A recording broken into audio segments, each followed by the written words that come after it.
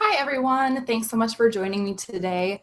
I am going to talk a little bit about elimination communication, which is about going potty for babies. So elimination communication, or EC, is one thing that when I was pregnant, I said, okay, I read about this. This is crazy hippie crap. I'm not doing that. That's weird. And then, of course, a few months later, we started doing it and thought it was awesome.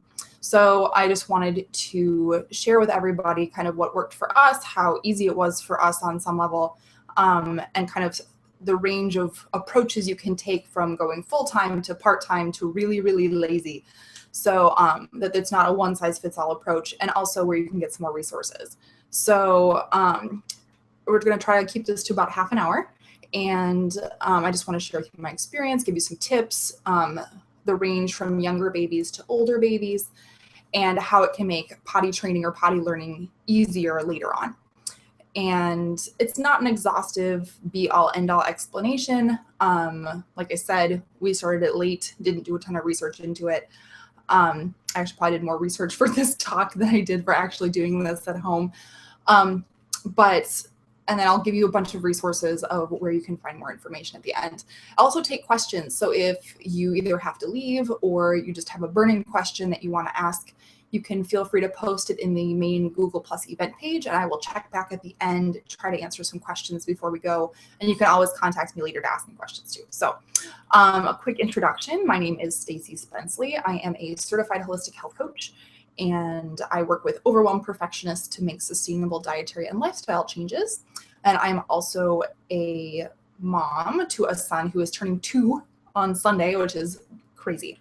And he actually decided, after some elimination communication, he did a potty strike and then was out of diapers in December on his own. So that's what happened for us.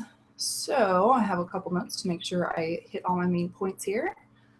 So after becoming a mom, in addition to my health coaching practice, I started up semicrunchymama.com, which may be how you got here, to kind of become the resource that I wish I had had during my pregnancy and early motherhood days.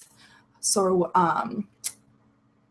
now potty talk. There we go. I have a new computer set up here and I don't quite have it down. All right, so what is elimination communication, or EC?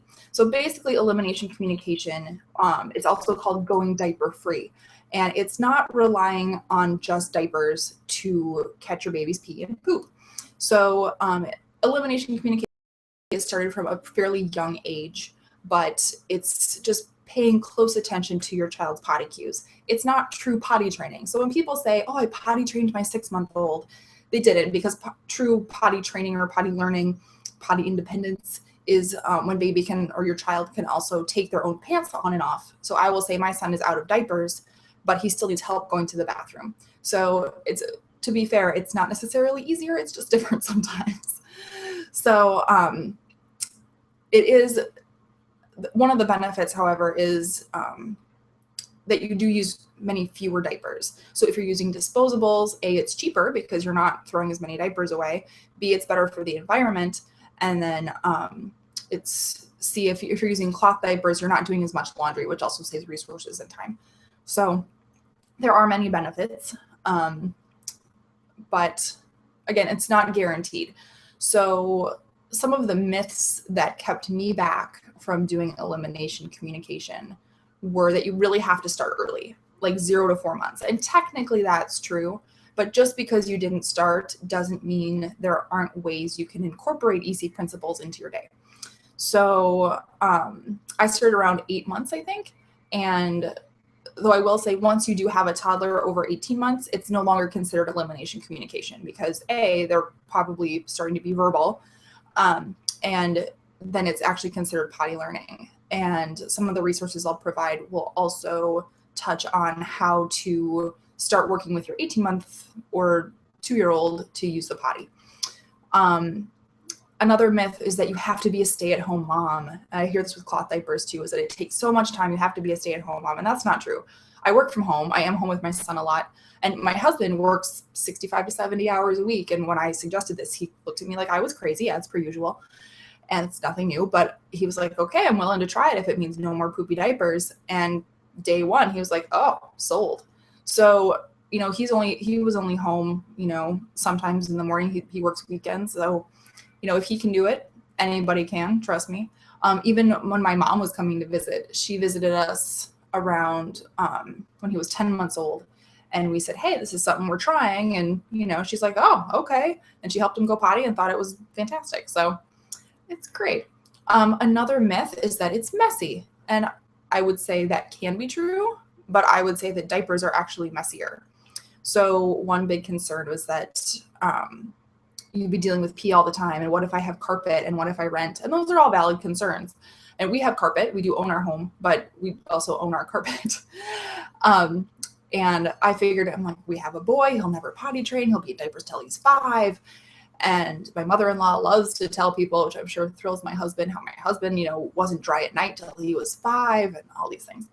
But diapers are messy too. And for us, what really push came to shove was when he became very mobile and very active, and changing his diaper was basically our least favorite thing in the entire universe.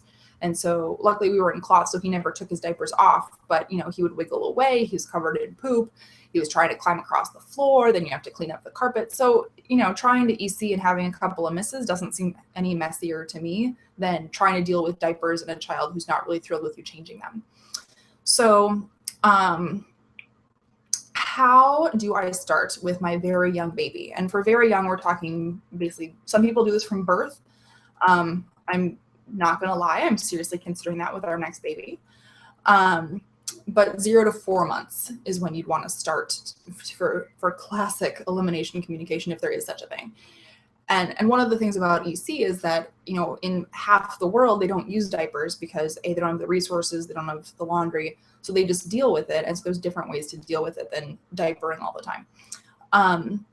And so to get started, step 1 is you can buy a potty, but you don't have to. What we ended up doing is using an IKEA potty. They have a $5 version and a $10 version. Our IKEA was out of the $5 version, so we got the $10 one. And it works for us. It's a little bit big for some kids, but our son is really tall, so it worked well for us. But if you do have a very young baby, they do have special potties called top hat potties that are much smaller because, of course, babies are very small. Some people just have baby go in the sink, which some people think is gross. Other people think, I mean, that's where you're washing your hands after cleaning up anyway. You can also, some people use this like nesting mixing bowls, and you put bowls in different parts of the house so you're never far away and babies don't pee very much volume wise. You can also hold your baby over the toilet, over the big toilet. We started a little bit later and my son wasn't a fan, so that didn't work for us until much later when we had a seat reducer.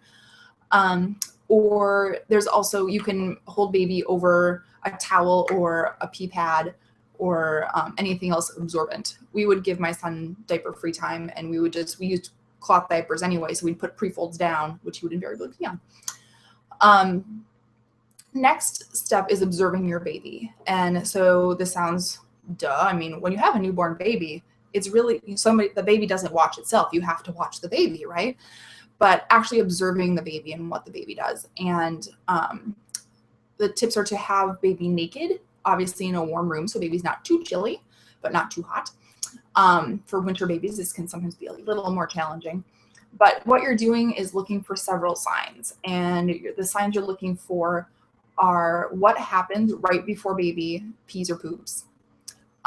They may change facial expressions. They may squirm. They may be fussy. If you're nursing, baby may pop off the breast. How often after feeding does she pee and poop? A lot of people do.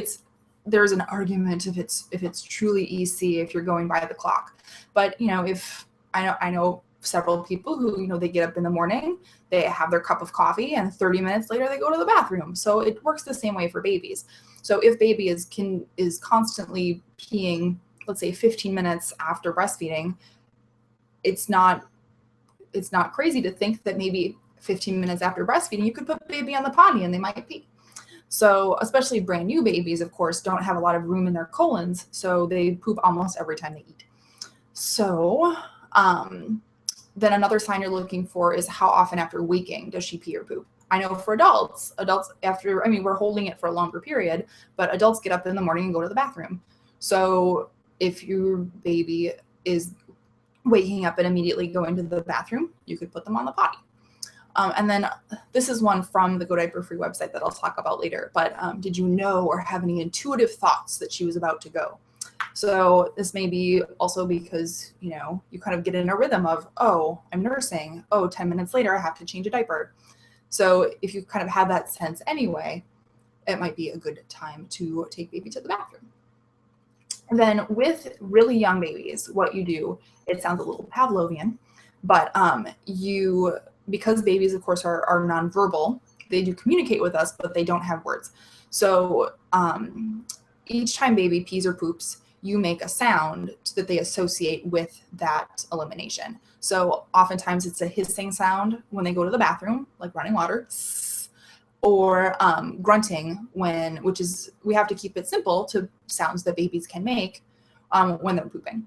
So a grunting or similar noise to associate with that type of elimination. Then when you take your baby to the potty, there are a variety of positions you can hold them in, because of course your baby can't sit up at 0 to 4 months. So unless they're extremely, extremely strong, but I'm sure there's some baby, but you can hold baby in almost a seated position in front of the sink, on the top hat potty, on your lap.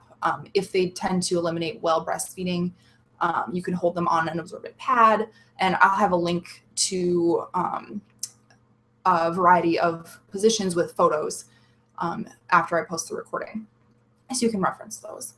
But the one thing that they do stress is that you don't want to have baby naked and peeing on the floor all the time, because then they associate peeing with peeing on the floor and that being fine. And what you want to do, I mean, it's okay, but you don't want them to associate going to the bathroom with being free to do so on the floor. You want to have them associate going to the bathroom when they're in a particular position, and you give them the cue. So if you have a dog, some people may do this with their dogs as well, which kind of fine line to comparing dogs to children, but hey, dogs can communicate, but they can't talk. Same with babies. So what about if your child is a little bit older, especially if they're mobile? So same thing is, you're going to want to follow those steps and observe baby. But when you have baby with a newborn, you want to have baby, on an absorbent pad, on a towel, over a waterproof sheet on your bed, somewhere where you can see baby and this isn't for a long period of time, but that, is protected from if they do eliminate. With a mobile baby, it's a little bit more challenging. So you're going to want to potty proof the room. So if you have, wood or tile floors, that's probably not that big a deal. You can just wipe it up. If you have carpet, you may want to lay down towels, or yoga mats was another suggestion. And if you have, like a play yard kind of thing, you can contain them in a place so that it is a safe place for them to be. But same thing is, then you want to observe those cues. What do they do before they pee and poop? How long after eating? How long after waking? And if you have kind of a sense that they might need to go.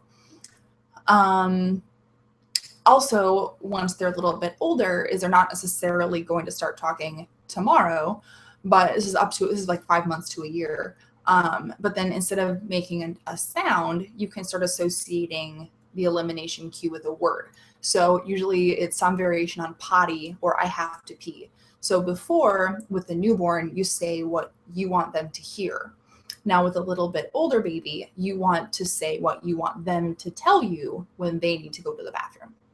So, whether it's potty or pee or whatever it is. So a lot of times with mobile babies is that you're going to have to catch them and sort of whisk them to the potty.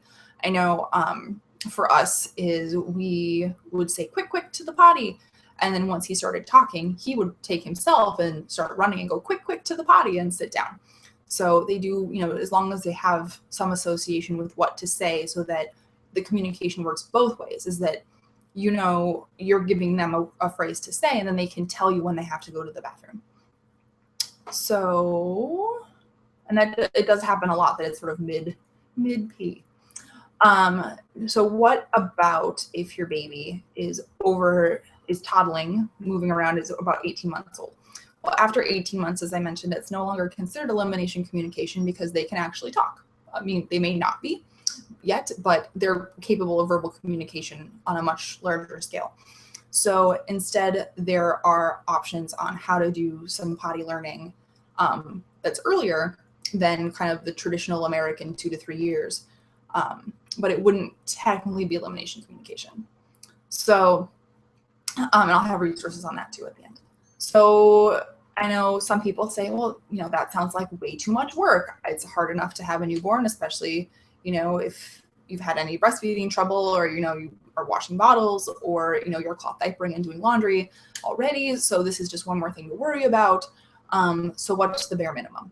So most people do elimination communication part-time for a lot of reasons. And one, of course, is that you don't really just want to be taking a baby. You want to leave the house at some point. I'll link to also some travel tips and out and about. But a lot of people, it's not being 100% diaper free. It's about being less dependent on diapers or using fewer diapers sometimes. So if you are interested in part-time elimination communication, don't assume your baby's going to be out of diapers entirely or out of diapers by a certain point, because also no matter what you do, you can have twins that potty train at different times, although for their parents' sake, I hope not. But you really want to make sure that this whole process involves your baby's cues and not just your desires. So for us, which I'll talk about a little bit more, we didn't completely go diaper free until he wanted to. Hey, it would be great if he would have been out of diapers at 12 months, but he wasn't. So the kind of basic steps to elimination communication part-time are to, just a big truck outside my window, I apologize, pick when you're going to do EC.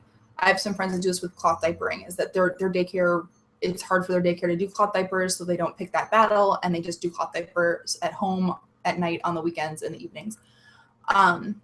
So pick your EC times. Maybe, if you do work full time during the week, maybe it's evenings and weekends. Maybe it's just once a day. A really popular one is just trying to catch poop, because pee diapers, not so bad. Poop diapers, no fun. So poopy potties, not super exciting, but actually much tidier in the long run than trying to catch a baby butt smeared in poo. So, and I know for us, our son, he's not regular about a lot of things, but for quite a long time when he was a baby, he pooped almost like clockwork every day between 7 and 9 a.m. So, he really liked to poop when you turned your back for 5 seconds. But if you're paying attention, we could get him onto the potty. And that's one of the ways we started. It's really satisfying too. I'm not going to lie. So, just do what works for you. You can always add more. You can always scale back. There's no right and wrong way. You've not failed if it's too much for you. It's just something else to try.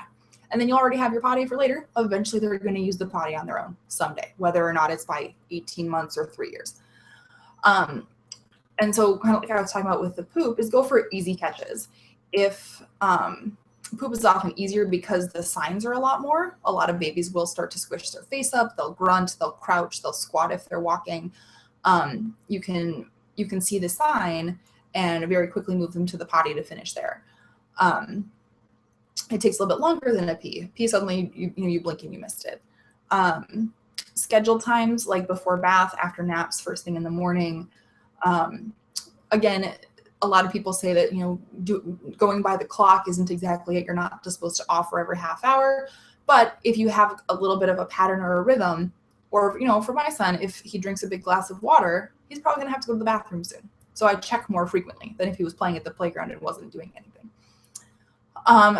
Giving baby regular diaper free time is really important, because especially if you're in disposables, because with disposable diapers, the brilliant thing is that they wick that moisture away, so baby can wear the diaper longer and isn't getting irritated from the wetness right against their skin. But the problem can be then that baby doesn't always necessarily, we're disassociating the sensation of wetness with going to the act of going to the bathroom. So sometimes baby doesn't even know that they're wet. So something you can do is, other than giving diaper free time, is also using cloth diapers. This is especially great if you already have a mobile baby, is then you can put a pre-fold on them.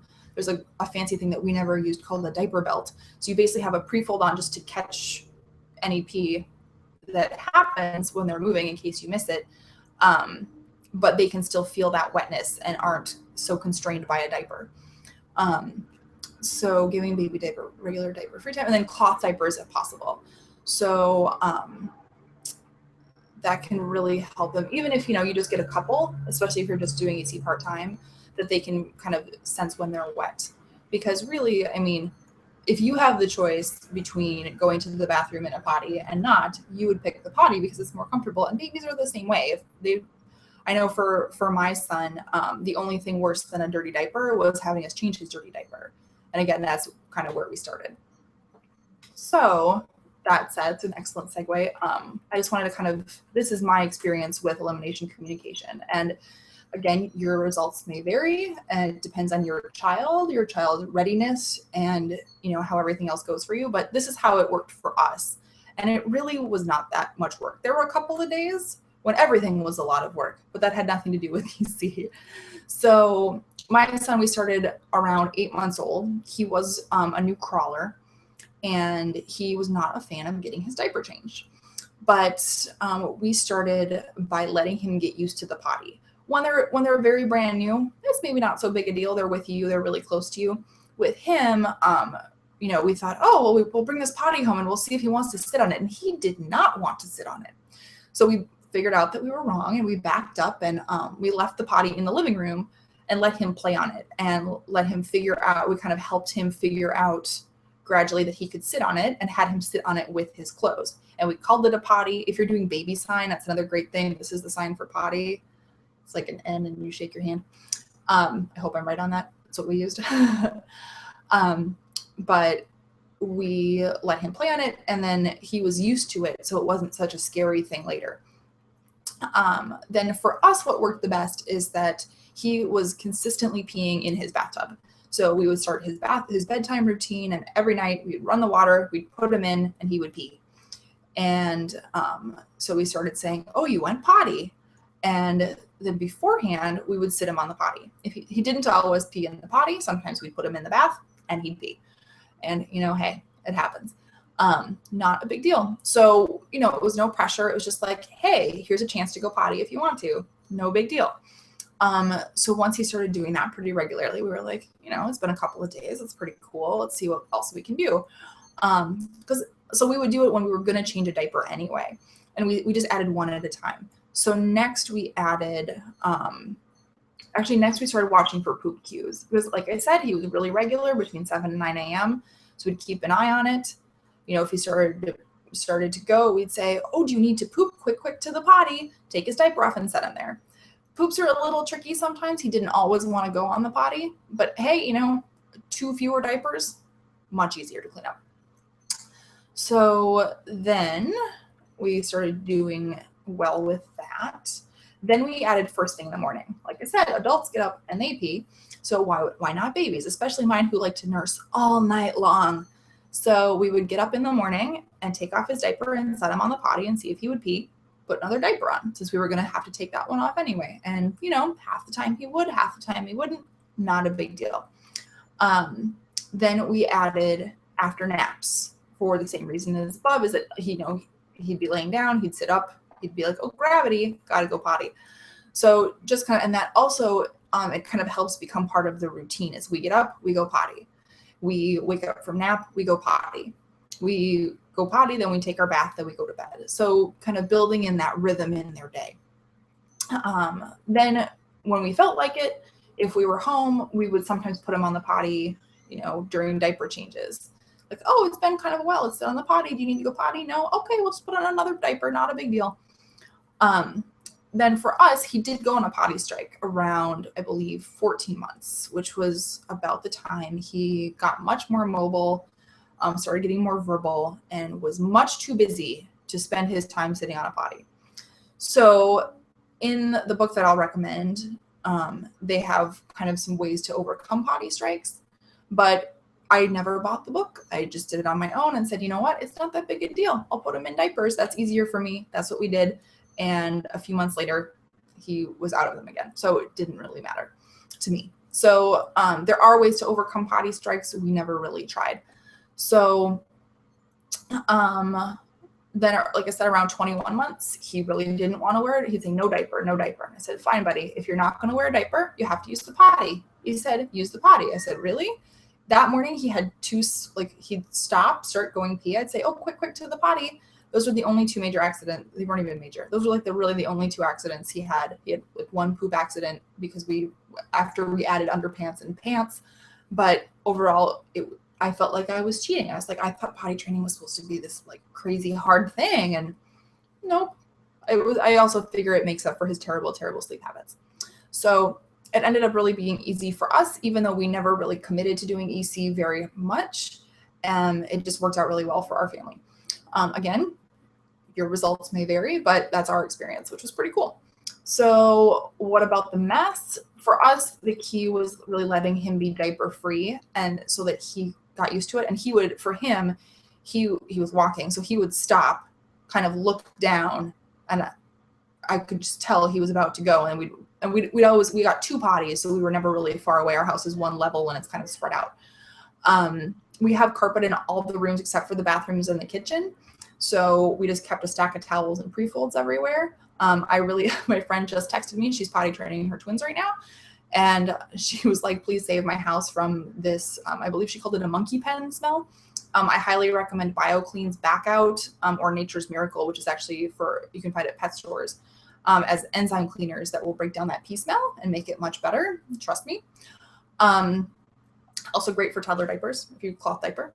And then for me, the biggest things is that there's no shame and no embarrassment, is that they're not, especially when they're little, there are exceptions to this, but they're not doing it on purpose, they're learning. And I really liked the comparison I read that was like, if your baby's walking and they fall down, you don't say, oh my gosh, you messed up, you should never try walking again. You say, oops, and you help them back up. And the same thing is if they have, it's not an accident, it's a miss because we didn't catch their cues and we didn't catch the pee. You know, if it's a miss, we say, oops, let's clean that up. Or we would say, oops, quick, let's go to the potty. We would still put him on the potty to associate still going to the bathroom. Be like, oh, are you all out? Oh, that's okay. Now let's go clean up the mess. Same thing, you know, if a child knocks over a glass of water, it's not malicious, it's just an accident. So making sure there's no shame or punishment involved, because then they form that negative association. And especially, you know, if somebody's asking you, you know, oh, you're so stinky, that's gross. Well, then if they're embarrassed about going poop, do you think they're going to tell you when they went? Because it's probably not very likely that they're going to feel safe communicating that to you. So is it a little bit messy? Sometimes, but babies are messy. I got thrown up on at 2:00 this morning.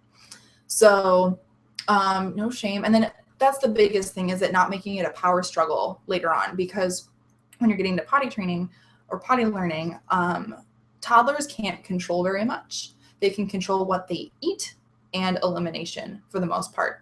That's why they like to say no so much. So if you're giving them choices, you know, you can always say, hey, you know, would you rather wear a diaper? Okay, if you don't want to wear a diaper, the other option is the potty.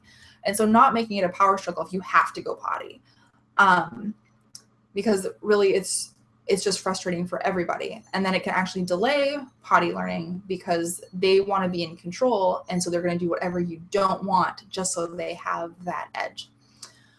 All right. So that's kind of the basics. So the summary is: watch for baby's cues. Start with the easy catches. Don't make it harder on yourself than you need to. Don't make it a big deal, especially to the baby. I know some people have had, you know, they do the M&M potty training, but then their kid demands M&Ms every time they go to the bathroom. My husband doesn't get an M&M when he goes to the bathroom. He just goes to the bathroom. It's like learning to eat. It's part of the process. So we don't make a big deal out of it. Oftentimes now I'll say, oh, thank you for telling me you had to potty when we were out. That was really helpful, because he's at the point now, he's turning 2 next week, that he gets distracted by playing and doesn't want to stop. And so that's a little bit of a slippery slope, but I just thank him for telling me, because it makes it easier. So then don't try to fit into a label or say, you know, we're doing EC, and think that you failed if it doesn't work out for your lifestyle. It's just another tool in the toolbox, and you can try it. And if it doesn't work, you can put it away, or you can kind of try to overcome those hardships if you want to, but you know, eventually they're going to use the toilet. It's not the end of the world. So really anytime you save 1 diaper or save 1 load of diaper laundry, hey, that's a bonus. You're going to have to do it at some point. So let me look really quick for Q&As if anybody had questions. So let's see here. There's technically some Q&A app, but I've done 4 of these. So, oh, Julie. You're such a good attendee, Julie. What if my daughter won't sit on the potty? She will get up and pee next to it. It's a good question. And Julie's daughter is November, December, January, February. She's 15 months. And I would say for us, that was a tough one because he had just gotten more mobile and he wanted to stand up and run around. And I know her daughter was also not a super early walker. And so walking is still pretty fun for her. So for her, I would say, man, that's a good question. I would say either reducing the number of times you offer or helping her learn how to climb on by herself so she's in control. And so one of the recommendations for that was when she has to go potty is you put their hand on the potty and teach them how to climb on it themselves. So I would maybe leave it, I don't know how much diaper free time you guys are doing, but I know you also have wood floors.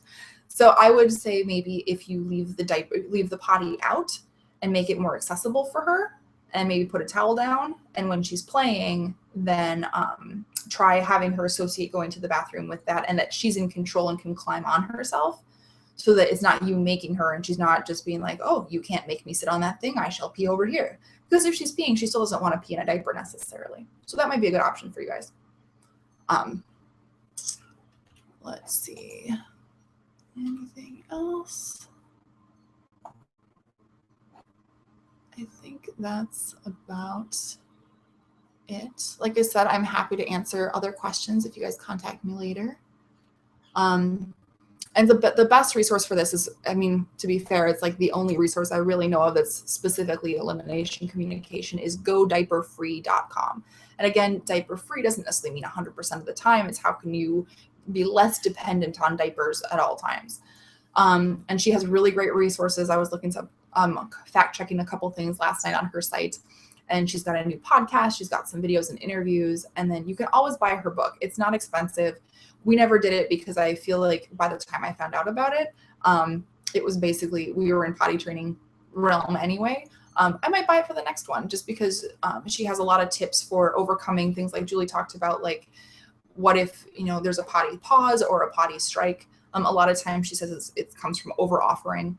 And then they just they associate it with being irritated because they've been interrupted from their playing, et cetera, don't want to sit on the potty. So you kind of give it a break. You do a little reset and come back to it after a couple of days. Or, longer potty pauses where they don't want to go for a week or more, which is what we went through. And we just threw up our hands and said, you know what, it's not worth fighting about. You're being toddlery in other areas. We're going to deal with everything else we have going on and worry about the potty later.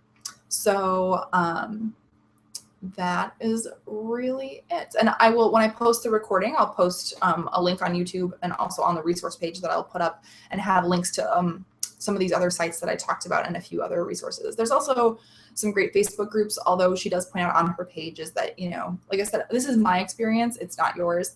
I never had this specific problem that Julie's having, so I can't necessarily speak to that from personal experience. But the woman who wrote the book, Andrea, she is, would you ever think that somebody would be a potty mentor? But she is. But she has a ton of experience with this and has a lot of troubleshooting and kind of case studies to help you through this if it's something that you want to overcome. And, that's the thing is you can ask on Facebook and you'll get 15 different answers because they have 15 different kids. So she's a great resource. But thank you again for spending a little bit of your morning or afternoon with me.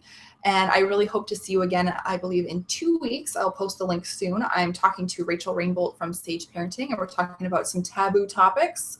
I'm very excited. It's going to be sassy. And if you want more information, you can always visit semicrunchymama.com to get on the email list to get updates. Or if you're on Facebook, because you have a lot of time on Facebook because you have a small child and you're nursing and you're up at night, you can check out facebook.com/semicrunchymama, where I post a lot of other links as well. And I would love to see you again. So thanks so much for coming and happy pottying to everybody.